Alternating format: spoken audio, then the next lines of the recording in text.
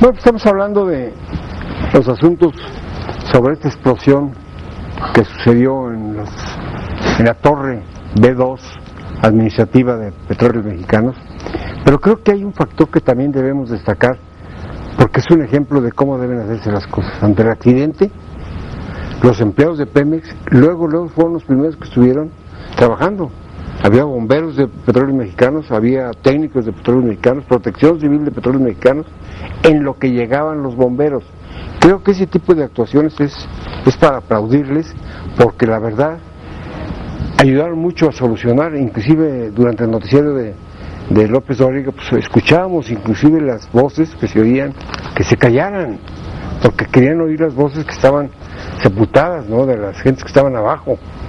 Y bueno, eso solamente se logró gracias a la rapidez con la que actuaron los trabajadores de Pemex. Yo, la verdad, me siento muy satisfecho de haber trabajado en Pemex, y conozco a la gente cómo actúa, y es una gente que está preparada para esto. Si Petróleos Mexicanos salió y dio sus explicaciones, creo que están basadas en hechos muy reales. ¿Tú qué opinas, Roberto? Pues, ingeniero, del tema que se ha venido analizando aquí en la mesa, considero que es muy oportuno señalar que derivado de la crisis de información o de la falta de información que existió, pues bueno, es parte de la exigencia del consciente social. Como dice Pepe acertadamente, dice, en este país hubo una formación en el criterio de la información a través de la especulación, a través de la duda razonable, a través por el sonido de la paca, del chupacabras, de todo ese tipo de cosas. Entonces, hoy la exigencia del consciente social de pedir información que sea creíble y en el que ellos puedan confiar, pues difícilmente, bueno, puede uno posiblemente generar que consumir información de la parte oficial y comienza a generarse a partir de otras series o fuentes de información, comienza a generarse un criterio que muchas de las veces es tan erróneo como posiblemente puede ser en algunas contadas ocasiones el tema de la versión oficial. Cierto, como dice el licenciado Sepúlveda, vivimos en el país de la eterna sospecha. Desgraciadamente eso es lo que ha generado tanta conmoción y tanta suspicacia en temas como de este tipo. Lo que sí considero que sobre el tema, por ejemplo, que se fue generando en el tema de Pemex, sin duda creo que todavía falta un poco de cultura en el tema de la protección civil, independientemente del escenario del conflicto que hubo, porque digamos que la explosión fue alrededor de las 3 de la tarde, eran las 11, 12 de la noche y seguía todavía el punto crítico. Pasaron casi 8 o 10 horas.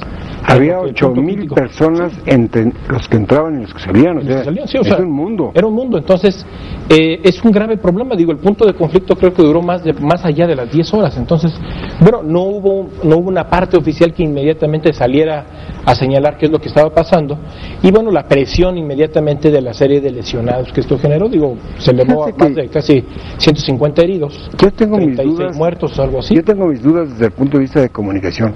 Siempre hemos criticado que el gobierno no sale a tiempo a dar información.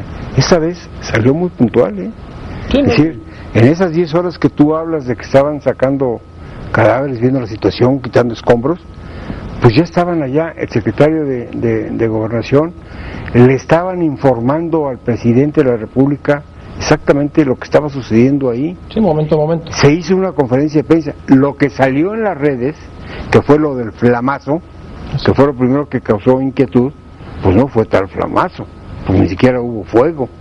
Sí, no, totalmente. El gas metano es explosivo, no es incendiario. Entonces, yo creo que debemos puntualizar. ¿Tú cómo ves, Pepe, desde el punto de vista comunicacional, cómo fue eso?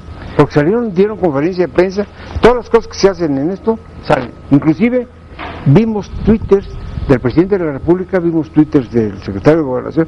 Yo creo que hubo una guerra en Twitter entre los buenos y los malos, ¿no? Lo que pasa es que en términos de gestión de crisis, Luis, en mi opinión, hay que diferenciar cuando uno puede obtener bonos de un evento cuando solo administra costos y riesgos, que es también lo que sucede en estos casos. En México partimos de varios precedentes o de parteaguas en términos de comunicación y de el ejercicio del gobierno.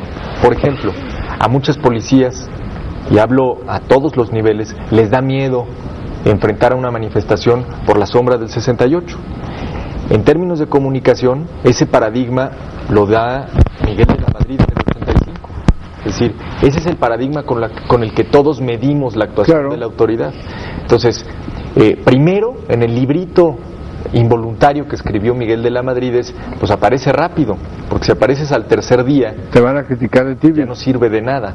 ¿De acuerdo? Entonces, fue tan profunda la animadversión que generó la ausencia del presidente de la Madrid durante el sismo del 85, y cuando apareció un tanto indolente ante las cámaras de Televisa, ordenando ya que todo el país estaba en orden, y estaba, recuerdo, con el dueño de ICA, ¿no?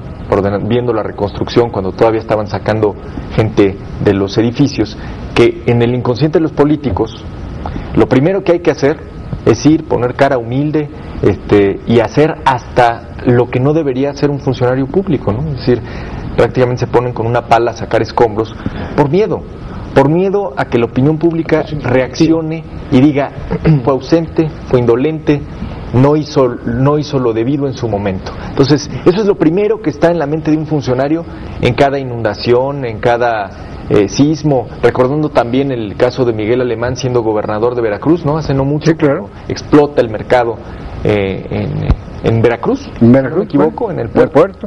Él estaba esquiando en Vail y dijo, pues no llegué a tiempo porque soy gobernador, no bombero.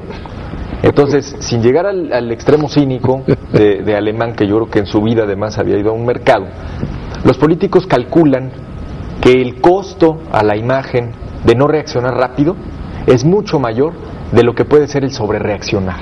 Sí, lo vimos con Luis Walton. Por eso vemos a muchos que ponen sus botas bubble gummers y se van a meter a una inundación, o prácticamente van a destapar el drenaje, van a tomarse la foto, pero eso lo hacen todos en todos los rincones del mundo.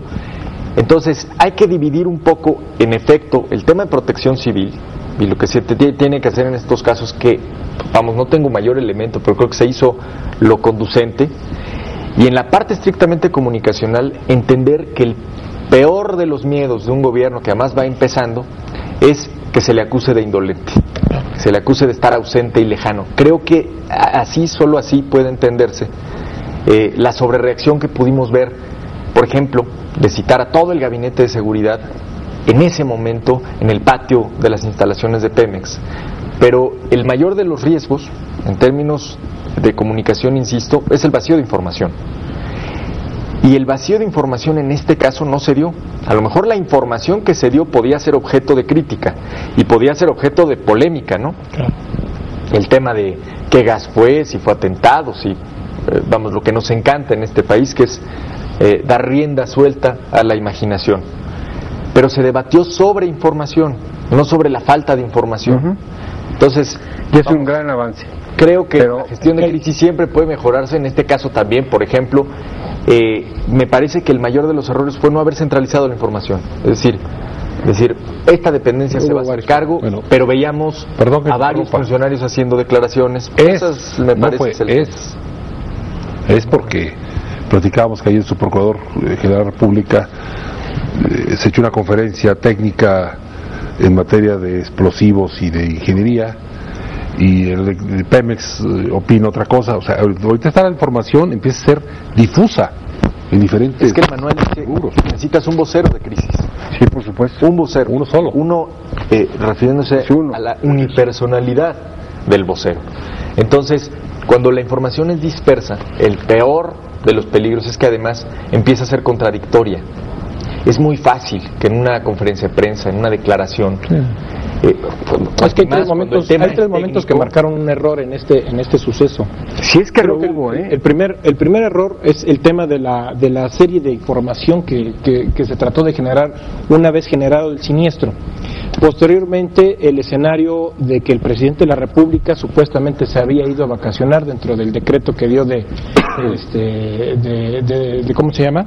Dentro del decreto de luto que dio de 3 días, y que se fue a vacacionar a Punta Mita, y que eso generó que en el Twitter del presidente de la República estuviera supuestamente en el lugar de los hechos y tuiteando y tratando de desvirtuar lo que la serie o que la presión del colectivo social estaba generando. Pero a ver, vamos a ponernos... no es México. Y el tercer, sí, exactamente. Y el tercer momento que creo que marca también esta situación, lo del pasado día martes, que también comenzó a generarse una alarma, un pánico, y comenzaron a desalojar de nueva cuenta algunos de los edificios, porque también había una amenaza supuestamente de... Pero sí tenemos que tomar en cuenta que hoy estamos viviendo un México y a lo mejor el mundo en general del Twitter, y del Facebook. Sí, estoy de acuerdo. Pero Las redes sociales están ocupadas. La inmediatez que hoy los gobiernos tengan que preocuparse por presentar información ante la opinión pública. Eso ya vamos de gane. Sí, antes no existía. Ahí hay una, el fenómeno del Twitter es como todos los fenómenos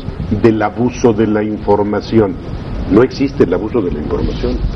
O sea, cuando un periodista en libertad, en la libertad que él tiene, dice y hace cuanto se le antoja en un periódico que no le parece o no nos parece a algunas personas, o sea, eso no es un abuso, es la libertad de expresión. Claro, Lo mismo en esto, el que se abra una comunicación tan directa, tan inmediata, con todos los abusos que a través de Twitter puedan ver, sigue siendo una condición muy favorable para la vida política de un país, para la vida social. O sea, no creo en los abusos en este... Tan favorable es que la reacción que tuvo el gobierno en ese momento es entrarle al Twitter. Entonces contestaban a Twitter. Sí se genera, pero tanto haya un criterio, haya un criterio del lector y del consumidor de información, y a partir para distinguir de las fuentes informativas. El problema de la Twitter opinión le pública compro absolutamente todo lo que se publica con el filtro de que no es información periodística confirmada, es válida, es expresada en pleno ejercicio de la libertad. Qué bueno, porque además presiona a los gobiernos, nada más que no es equiparable a un periódico que pone prestigio, confirmación por medio, antes de ponerlo en tinta. A ver, también hay un gran número de integrantes de la opinión pública que no saben discernir lo que es bien y correcto, es una fuente de información fidedigna o confiable.